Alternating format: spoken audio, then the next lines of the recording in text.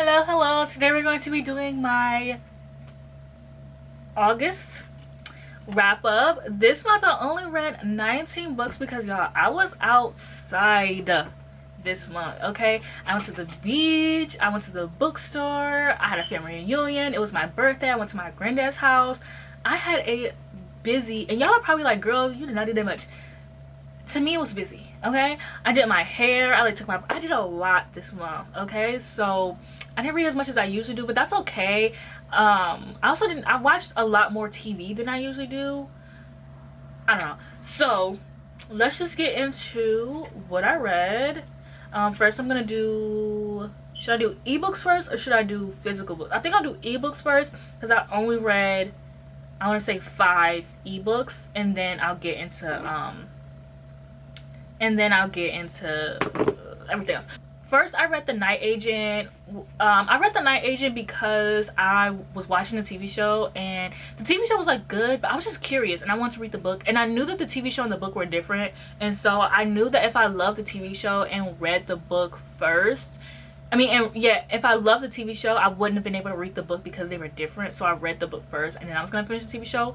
I did get a little bit bored with the TV show, so I never finished.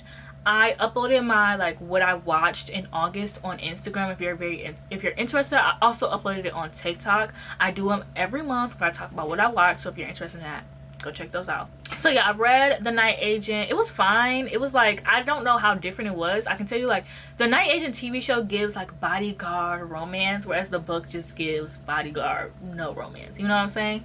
I guess the TV show has like all the romance tropes, whereas the book just doesn't have any of that. It's literally about this guy who is he works at, like, I don't know, the fucking FBI, the government. He works somewhere, and he like answers phone at night, and then this girl, her aunt and uncle are assassinated, and they tell her to call this number, so they call it, and they're just trying to figure out like what's going on, and like there's like it's like a legal thriller, I guess, even though, like, I don't know. I gave it 3 out of 5 stars. And I read Something Is Killing the Children, volume 1 through 3. This is a graphic novel. I did not rate them because I don't rate graphic novels, because I am shallow, and if I do rate them, it'll be purely based off of the art. Like, I'm gonna be 100% real here. This is about, the title's pretty self-explanatory. Something's killing the children. There's this girl who knows what it is, and she's like trained. It's like Buffy the Vampire Slayer. It's like Buffy the Vampire Slayer. Yeah, it's like Buffy the Vampire Slayer, but with monsters. And then like book opens up with these boys that like a sleepover, and they're there to like go into the woods, and like all the boys are killed off except for one. So there's this girl who ends up coming to their town who like fights these like monsters, and yeah, it was fine. Like, if I were to rank it without like the art, I would still give it 3 out of 5 stars. So it was fine. It's like I got more invested as I went on, but my library didn't have like that many. They only had 3, so they were quick to read. The art wasn't like terrible. It's just like I wasn't like obsessed. Like Snot Girl, I'm fucking obsessed with the art in Snot Girl. Like, I love it. Like, it's one of my favorite like graphic novels because I'm obsessed with the art. Then I read Truly Devious, which was for me and Jake's book club. I picked Truly Devious.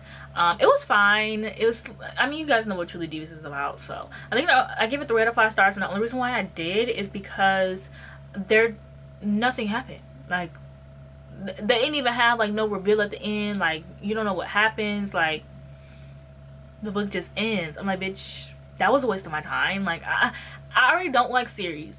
I already think that thriller series are dumb. Like, mystery thriller series are dumb. So it's just like the odds were against this book. Like, I'm so sorry. Then I read An Absolutely Remarkable Thing, which I gave 3 out of 5 stars. This is a first contact alien story. I definitely thought this book was like interesting. It's like, I felt like the character was quirky. This is about this girl who, I talk about this, oh, that video's not up. I talk about this in a video that's gonna go up on the 5th. This is gonna go up on the 2nd. So I guess if you want to know more of my thoughts as I was reading it, like more about coherent thoughts and why I didn't like it, you should definitely go check out that video, because I don't remember like what my criticisms were, unless I check my Goodreads. And y'all know Goodreads low slow, okay? I'm so sorry. So I'm gonna try to remember to my best ability, but like if you want like my in the moment thoughts, you should go check out that vlog. This book is about this girl who is up in New York at like 3 a.m. She starts to notice there's like this statue in the middle of New York, which is like kind of me coded, because like I would be up like at 3 a.m. and I would notice some shit. She calls up her friend who has a camera. She's like, dude, come here. Like, what the fuck? He records her. she finally goes home, they go to bed, they wake up, their video's gone viral. Oh, I do like, one of the things I did like is I like the discussion of like what it's like to go viral when you're not famous, and like how like internet influencers, like how being one of those can like change you as a person. Like the way that I really like the way that April was like written, like how her, like she changed. Her name was April May, which I thought was so fucking cute. Like I thought it was so funny. I mean, it's Hank Green, like the Green brothers. Like if they're not gonna, if they don't have anything, it's gonna be a fucking quirky name. But a reason why I didn't like her is because I felt like she was quirky, but like not at the same time. I feel like Hank Green, like he wanted to be quirky, but he didn't want to be like, oh, I don't want to be too much of a Green brother, you know. Like I think it was very much aware of what was going on. I kind of want to read the second book, but also I kind of don't care. Like it was fun. I really, like I said, I like the discussion of like he's on the internet, so like discussion of like Twitter and like how mean people are to you on Twitter, but like also like how being an influencer can like change you. Like it was so much fun. I actually really enjoyed that. So I might if you like this series and you want me to read it, I think you can convince me. So now we're gonna get to my physical books that I read. So one of the first books I want to talk about is House Moving Castle. This book is a little bit different from a lot. That's lies, a lot different from the movie. I gave this book 4 out of 5 stars. I really like the differences the movie and the book have. I really think that like the creator made a really good choice in changing the things that he changed, but also like the things that were in this book. What I thought was so much fun was like reading the book. Oh, I didn't annotate anything, but reading the book, and like some of the lines were directly taken from the book. Like there's this TikTok sound that went viral about one of the scenes, and I finally had read the page, and so I posted a TikTok. You probably can't find it because I post so many TikToks, but I posted a TikTok to the sound of like the page and like how it was different from the movie, and it was so much fun doing that. But yeah, this was very fun. I loved it. And I read A Good Girl's Guide to Murder, which I have a reading vlog. Oh, I also have a reading vlog for Truly Devious. I totally forgot about that. Yeah, I have a reading vlog for both of them. So yeah, this one I just felt like, I mean, you guys know what this is about. It's popular. It's about a girl trying to solve this murder for her school project. I had like a lot of confusion because she wasn't allowed to do things and then she would do them anyways. Like the first page tells you like, oh, don't do this, and she does it anyways. That confused me. But I kind of do want to read the second book. I wasn't interested, but then I saw a TikTok and now I'm kind of interested. Like I gave this book 3.5 out of 5 stars. That was fine. I just think that everything happened so conveniently for Piper. Like things fell conveniently into her lap. Like she like the clues fell into her lap. Like people would confess things to her just so easily. I did think the end gagged me. Like I wasn't expecting it to be who it was. I just was like, I don't know, I was having fun. Like I like the mixed media. It just like I didn't like how convenient everything was for her. Like that made it so much less fun. Like I don't know, I watch a lot of like, you know, you watch like Only Murders in the Building, where like things are just so fucked up for them very often, and then you watch like a bunch of other mysteries, a bunch of other thrillers, like where things just like don't come easily to them, and then you read this way and everything just falls easily to her lap, and like people just confess things to her easily. It's just like, you know. But I think at first I wasn't gonna read the second book, but I think I will because I saw a TikTok that kind of convinced me. I have The Wedding Crasher, which I gave 2 out of 5 stars. This is so crazy because I know Kayla from Books and Lala loved this book, and so I thought I was gonna love it. But the thing is, I don't like fake dating anymore. I think that fake dating as an adult is so pointless and childish, and like the only way fake dating works is when you're in high school, or if you're gonna fake date as an adult, it only works if you're going to a wedding. Everything else just doesn't make any sense to me. So this is about this girl who her cousin, who is the main character in The Worst Best Man. She is, you know, working at a wedding, and so she attends the wedding with her cousin, so she's technically a wedding crasher. And she notices that the guy is getting married and the girl is getting married. Like she notices that like the bride is like looking at someone else during the wedding, so she stops the wedding.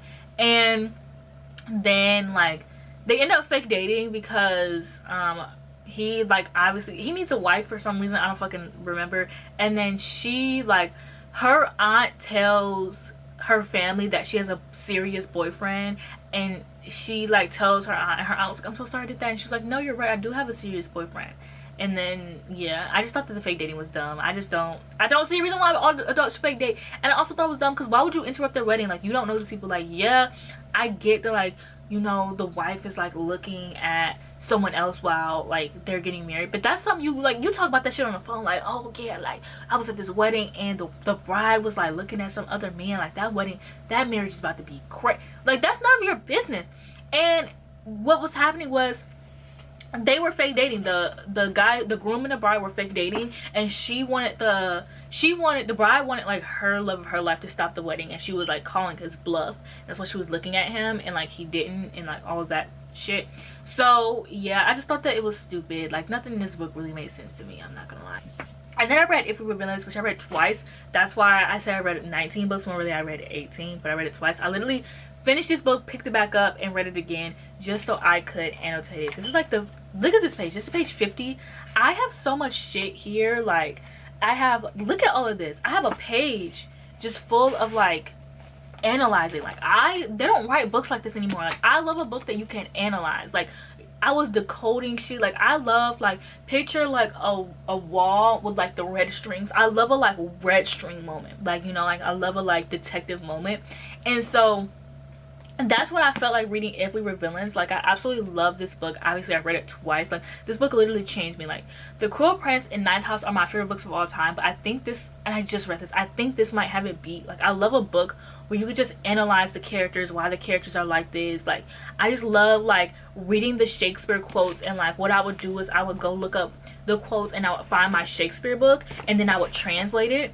I also have like a playlist here, and like I would translate it, so I have like what he said in Shakespeare underlined, and then which Shakespeare is like the blue tabs, and then I would like translate it myself, and then I also like decoding it in the sense of like trying to figure out like how it fit for the story.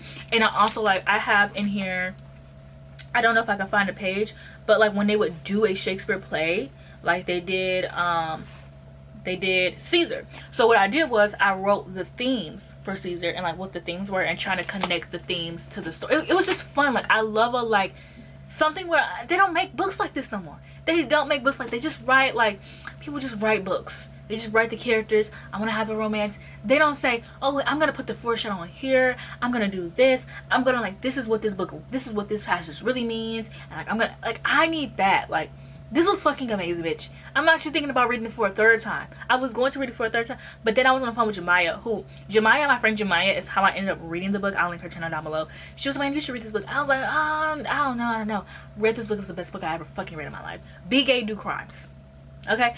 And so, like I said, Jemiah, she was like, you should read this book. I read this book. We were on FaceTime. Oh my gosh, we were on FaceTime, and we were like literally analyzing the book together. Like, I was like, okay, so on page 50, she was like, right, it was so fun. I was like, okay, so on page 50, she was like, yeah, okay, I'm on page 50. I'm like, okay, so they say this is this. She was like, okay, yeah, and then on page 150, they said this, this, and this, and we would flip, and we'd be like, oh, okay, so then, and it was like literally the best thing that has ever happened. It was so fun. And but anyways, what stopped me from rereading it a third time is when we were analyzing, I was like, yeah, I think I might read it for a third time. She's like, reread it for a third time, and like the tone in her voice, I was like, yeah, that does sound insane. So I didn't, but this is like literally the best book I've ever read. I'm so happy that I have the first edition, like edition that cannot be found, and now I need 12 more of these bitches. Okay, and then I have When the Sky Fell on Splinter, which I gave 2 out of 5 stars. So I was reading, I always owned this book. Like, I owned this book longer than I've owned any like Emily Henley romance book. So I wanted to read this book before I even knew who she was, because it's like sci-fi, it's like Stranger Things. I was like in my like kids versus evil, which is like, you know, kids, like Stranger Things, it type of books, and I'm also in my sci-fi. So I really wanted something that gave Stranger Things, to be honest. There are no books out here that really give, like, there are books that give Stranger Things vibes that are like good, but I want like, I don't know, they just don't encapsulate what I want, and I guess I can't put into words what I want either. So I was like, I probably won't ever find it. I can't put it into words. But this book is about this alien that like comes to Earth, and these kids that find it, they don't even find the fucking alien to the end of the book. And the reason why I didn't like this book was like the friendship was already established in the beginning of the book, and like unlike If We Were Villains, the friendship was already established, but you could see the relationships with each other like separately, like why they were established, like you knew why they were friends, they were funny. Like, I felt like the author of If We Were Villains did a really great job of putting us in this already established friend group, whereas this one like Emily Henry, I'm sorry, she didn't eat that. She really didn't. I feel like if you're gonna do a friend group, like I really like found family when like they're all just like discovering each other and stuff like that. So if you're gonna do a found family and it's gonna be already established, you really need to do your thing. You know what I'm saying? And Emily Henry, she did not do her thing. She didn't. Have another Be Gay, Do Crime, Dark Academia, and that is A Lesson in Vengeance. I ended up giving this 4 out of 5 stars. I really enjoyed this. This is about this girl who girlfriend dies the previous year, and or not the previous year, but her girlfriend died, and she's coming back to this boarding school that she's in, and she's trying to figure out, like, the rumor has it that there are these girls called the Dalloway Five that died due to witchcraft, and so the rumor has it, like, she thinks that the reason her ex-girlfriend died is because of that. And so I really like this because it was like very dark. Be Gay, Do Crime. Like, she did tarot cards, and the tarot card reading was amazing. Like, it was actually very accurate. Like, I think the author actually did her research. Like, even there was even a point where one of the characters pulled out a death card. She's like, "Oh, does somebody mean you're gonna die?" And she was like, "Death card doesn't mean that. Death card means like transformation, like something's gonna happen." Like, you know. And I was like, "Oh, period. Yes. Oh, she ate that. She ate that." So they had like palm reading, tea leaf reading. Like, it was just a very fun, like, dark, spooky shit that I like, right? And then also, like, I like the sapphic relationship, but I kind of knew something because I saw a TikTok and someone said something, so I was like, oh, okay. I don't like how this book ended, which is the reason why it's not a 5 out of 5 stars, because I feel like the ending just felt flat. Like, I think the author just didn't know how to end the book. But other than that, I love this book. I thought it was like super fun. I love the atmosphere. I love the setting. The author did a really good job of like putting you in the book. Like, the character will be describing something that happened from the past, and it was just such a good, like, she would be describing like, oh, I went to my aunt's house and blah blah blah, and like the way it was described, like, bitch, I was in there. And like, this read so fast. Like, I read this so fast. I read it for a 24-hour reading time that I failed. I was gonna upload it, but I only read 2 books, so I probably won't. But so then I read Trust in the Emerald Sea, which I gave 3 out of 5 stars. I was tricked. This is a cozy fantasy. I don't know how I keep getting tricked into reading cozy fantasy. If I knew this was cozy fantasy, I would not have read it. Like, I'm not one of those type of people, like I think it's fine to like try to read a genre and like try to get into it, you know, if like, even if you don't think you'll like it, or you know you won't like it and you're trying to get into it. But then there's people who purposely don't like a genre and they keep trying to read it, and it's never from like oh, I just really want to like this genre. It's always just like, I'm gonna read this book because I know I'm not gonna like it, you know, type of shit. And I hate people do that, so I try not to do that, right? So if I ever am reading a book and I know I don't like the genre, it's probably because I really want to like the genre and I'm trying to force myself to like it, which is what I did with cozy fantasy for a while. But I finally like stopped being fucking delusional. I was like, okay, you don't like cozy fantasy. So I did not know this was cozy fantasy. Like, even when I was picking up the book, like, the first 50 pages were so good. Like, it's about this girl who the love of her life is sent on this journey that like he's probably gonna die, and she knows that, and nobody else wants to save him, so she goes on this journey to save him herself. So the first 100 pages are like them, like, you know, showing like their romance for each other, like that they're in love, but like nobody wants to say it. I even like there was a part of this book where her dad is the one who convinced her to go, and then like the way this book is narrated from another perspective, but it's like in first person, so it's like following her, which I thought was very interesting. I really liked that because it was like there was like a lot of jokes, there was a lot of, it was funny, but yeah, there was like, her dad was like, you know, you should go and save this boy, like, you love him, nobody else is gonna do it. And they made a joke that, like, you know, it was something like, we're gonna, like, in a lot of fantasy books they never talk to their parents or something like that, and I thought that was like very funny. Like, it was just very fun and funny. And then they got to like the pirate, like she became a pirate, which I thought I would like pirates. I like the idea of pirates. I don't think I like pirates in fantasy because that shit is always boring, like, except for Ship for Magic. Ship for Magic 8, like, they know what they're doing. And then I read my Gravity Falls book. I've owned this book for years and I never really looked through it, so I rewatched some of Gravity Falls and I read along with it, and then I just ended up reading ahead and not watching Gravity Falls. So yeah, there's a lot of things I discovered in the book. I discovered that I have a fucking tassel.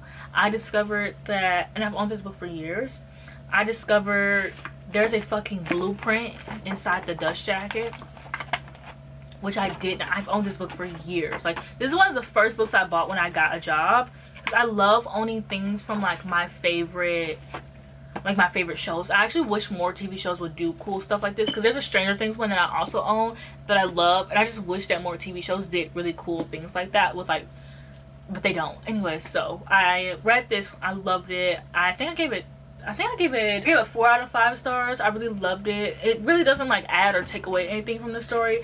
It's just really fun that like this exists. Then I read Shards of Earth, which I read this one in the vlog that I'm uploading. This is a sci-fi book. This is about these things. The series is called The Final Architect. This is about these things called architects, which are, I kind of view them as aliens. They're like really intelligent and they have the ability to like really put an end to Earth for real. And so it's about like these humans living with these architects, and it's a space sci-fi. And I love space sci-fi. It's found family. Like if you like The Expanse, you definitely will like this. And it has like aliens in it, which I saw the architects as aliens. I don't know if they actually are, but yeah, I loved it. I had a lot of fun with this book. The fan art is very beautiful. There's not a lot of fan art, but there's a lot more fan art than I expected, especially on Tumblr. Like the Tumblr girlies love this book. So yeah, it's like very huge, but oh, the words of this book is very big. Like, bitch, I wish I would have ordered this a long time ago. I'm supposedly reading the second and third book in September, but I forgot to put it on my TBR, so I probably am not. But I own them, so I am gonna get to them because they are in my physical TBR. And then I read, what is this called? I'm not ready about to try to pronounce that. I read Axiom's End and Truth of the Divine, which one has deco edges and one does not. So Axiom's End, this is the first contact alien story. This was so much fucking fun. This is about this girl who dropped out of college. She doesn't really know what she's doing in life. She's working at her mom's job. Her dad is I forgot what the fuck he's called. I really forgot. But basically this man doesn't have a job and he just has conspiracy theories all day. Like he's imagine you having a deadbeat father and that man is on TV all the time. I would be so fucking pissed. And so he's like, the aliens are coming, you know, like in Chicken Little, the sky is falling, the sky is falling. He's like, the aliens are coming. He's not like crazy, like people don't think him as crazy, but like that's kind of how I viewed him. I viewed his ass as crazy, but people actually really like trust and believe what he's gonna say, because he's more like, yeah, like there's a ship that's come, there's a meteor that's coming, the government is saying that it's a meteor, but I think it's aliens. And her dad ends up being right. And so one day the main character ends up like, she's at home. I gotta hurry up because my camera just is about to overheat. She's at home, there's an alien in her house, and so she has to like, the alien ends up kidnapping her, but they end up seeing that like they're very similar because the aliens were kidnapped. Like they were taken from their own country, they were kidnapped. And so she can relate to the alien and the alien can relate to her. And so it's just like them forming this like friendship and her helping the alien out. And she's like, the first book is so much fun because she's just running around with this fucking alien. Like there's this one point where she steals somebody's car, there's an alien in the backseat, the police stop her. It was just fun. Like it was just fun shenanigan shit, right? And then the second book just wasn't as fun, I don't think. The third book is coming out. Literally, I just think it's so funny that I read the series and like I end up loving the series and buying the book, and the third book got announced. These books have been out for forever, so I just find it very funny. I love these covers. They're so fucking cute, so fun, underrated. The author is actually also a YouTuber. I've never watched her YouTube, so I'm reading these from a completely unbiased standpoint. I did start watching one of her videos while I was reading this. It was her I think she was talking about Omegaverse, because of, like, come on, if I'm watching somebody's video and they got if I'm gonna be watching somebody's channel for the first time and they got Omegaverse video, of course I'm gonna tune the fuck in. But I never finished it. She's very funny. She actually talked about her book a little bit and she compared it to Transformers, and I actually saw how similar it was to Transformers. And then also, like, once I realized how similar it was, that actually like raised my enjoyment of it.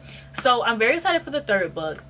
The first book, I hope the third book is a lot more fun. I think it will be. I think they just had middle book syndrome. I think the third book will be very fun, because the first book was so much fucking fun. Like they were just running around doing shit. Like it was so fun. Like it was so, like, if you want first contact fun alien story, definitely highly recommend this. That's it for my August wrap up. Don't forget to like, comment, subscribe, and I'll see you guys in the next one.